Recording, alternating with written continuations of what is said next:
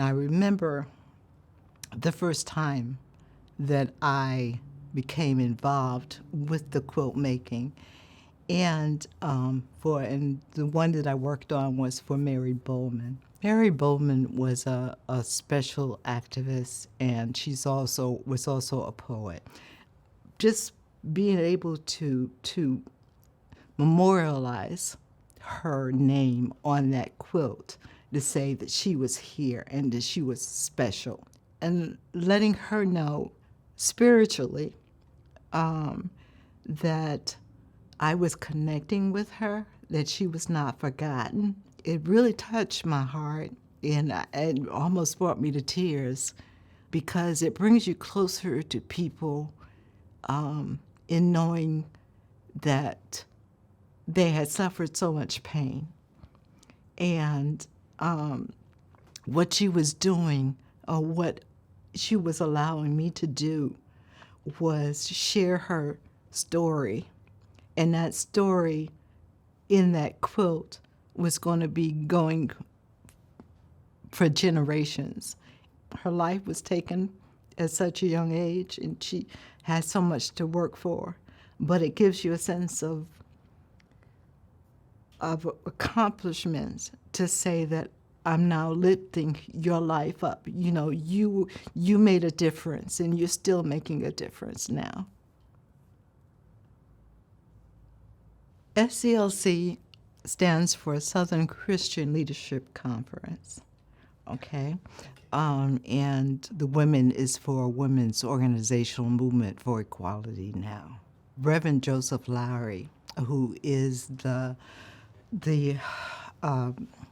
husband of Dr. Evelyn Gibson Lowry, he was the pastor that went to Obama's inauguration, who said the prayer there. When Mrs. Lowry started SCLC Women, she wanted to have something in her legacy, motivating and encouraging young people, especially young girls from the age of 8 to 18, to see what they could do with their lives as young women, to respect themselves and know how they can grow, to encourage their development in anything that they wanted to do as far as what they wanted their career goals to be.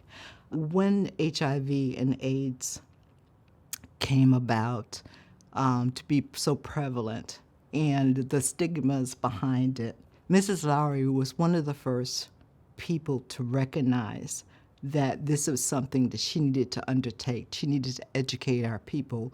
There was so much going on, and there were so many questions being asked, and opinions being based on not the knowledge, the correct knowledge of HIV and AIDS.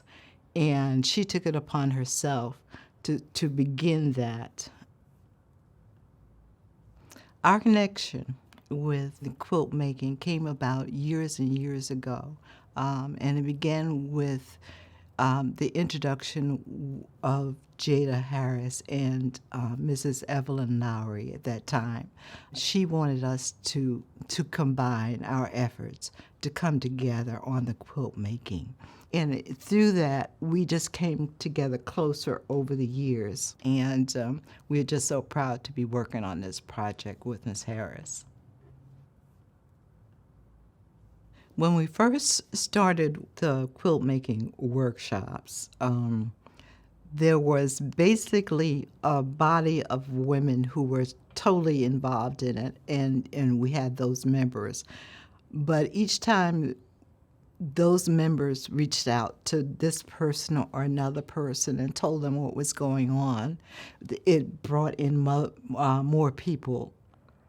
The more you work on something that's so special, and you working with other women, or you working with other people who are involved in making those memories and that history and that legacy, that connection, not only with the quilt, but also with the people that you're working and who's creating those ideas. And it's a creative process because you don't know what's going to come out once you start. You know, you're putting a piece here, a piece there, but all of a sudden it comes together.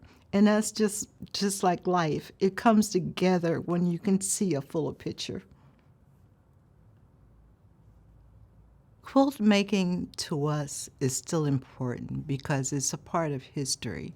Instead of working with books, we're looking at pictures and we're looking at faces and keeping that alive through what we see visually means a lot to us in the organization. You just seem to be drawn closer when you're looking at a quilt. It's reaching the hearts of our community and our children and letting them understand what people who have grown into this the AIDS and the HIV illnesses and what they've had to go through because I've witnessed it myself and it's a horrible thing to deal with, and it's the stigma that stays with you is not only in our communities but in the churches themselves and our places of religion. It's hard to get through, and that's why I think the quilting and the message that's behind the quilting is so important.